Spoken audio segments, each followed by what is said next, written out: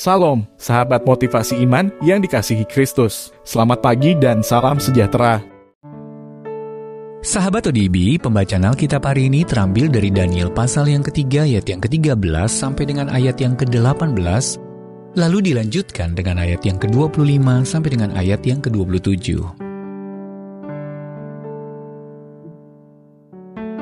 Sesudah itu Nebukadnezar memerintahkan dalam marahnya dan geramnya untuk membawa Sadrak, Mesak, dan Abednego menghadap.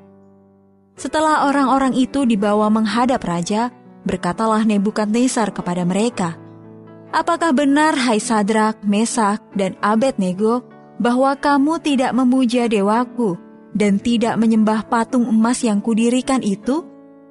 Sekarang jika kamu bersedia demi kamu mendengar bunyi sangkakala, seruling, kecapi, rebab, gambus, serdam, dan berbagai-bagai jenis bunyi-bunyian, sujudlah menyembah patung yang kubuat itu.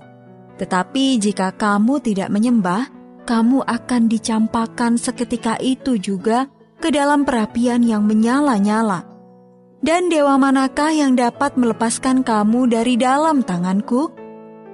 Lalu Sadrak, Mesak, dan Abednego menjawab Raja Nebukadnezar, "Tidak ada gunanya kami memberi jawab kepada tuanku dalam hal ini. Jika Allah kami yang kami puja sanggup melepaskan kami, maka Ia akan melepaskan kami dari perapian yang menyala-nyala itu, dan dari dalam tanganmu ya Raja.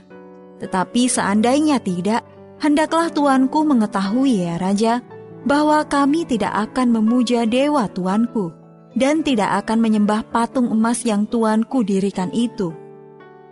Katanya, "Tetapi ada 4 orang kulihat berjalan-jalan dengan bebas di tengah-tengah api itu. Mereka tidak terluka, dan yang keempat itu rupanya seperti anak dewa." Lalu Nebukadnezar mendekati pintu perapian yang bernyala-nyala itu. Berkatalah ia, "Sadrak, Mesak, dan Abednego, hamba-hamba Allah yang maha tinggi, keluarlah dan datanglah kemari." Lalu keluarlah Sadrak, Mesak, dan Abednego dari api itu. Dan para wakil raja, para penguasa, para bupati, dan para menteri raja datang berkumpul.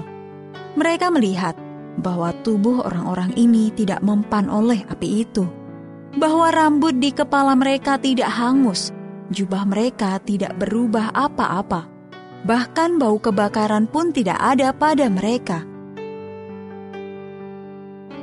Ayat Mas Renungan hari ini terambil dari Daniel pasal yang ketiga ayat yang ke-18. "Tetapi seandainya tidak, kami tidak akan memuja dewa Tuanku, dan tidak akan menyembah patung emas yang Tuanku dirikan itu." Judul renungan kali ini, Tetap Beriman Meski Ditentang, ditulis oleh Lisa Samra. Sahabat ODB, Esther dibesarkan di sebuah suku di Filipina yang menentang iman Kristen. Ketika sedang berjuang melawan penyakit yang mengancam nyawa, Esther menerima keselamatan dalam Tuhan Yesus lewat doa bibinya. Hari ini Esther melayani dengan memimpin kelas pendalaman Alkitab di komunitas lokalnya di tengah sejumlah ancaman kekerasan dan pembunuhan terhadapnya. Ia masih melayani dengan penuh sukacita dan berkata, "Aku tidak bisa berhenti memberitahu orang tentang Yesus karena aku sudah mengalami sendiri kuasa, kasih, kebaikan, dan kesetiaan Allah dalam hidupku." Melayani Allah di tengah lingkungan yang menentang iman Kristen memang dialami oleh banyak orang saat ini. Itu pula yang dialami oleh Sadrak, Mesak, dan Abednego, 3 pemuda Israel yang hidup dalam penawanan di Babel. Dalam kitab Daniel, kita melihat bagaimana mereka bertiga tetap menolak sujud menyembah patung emas raksasa Raja Nebukadnezar, sekalipun di bawah ancaman hukuman mati. Mereka bersaksi bahwa Allah sanggup melindungi mereka.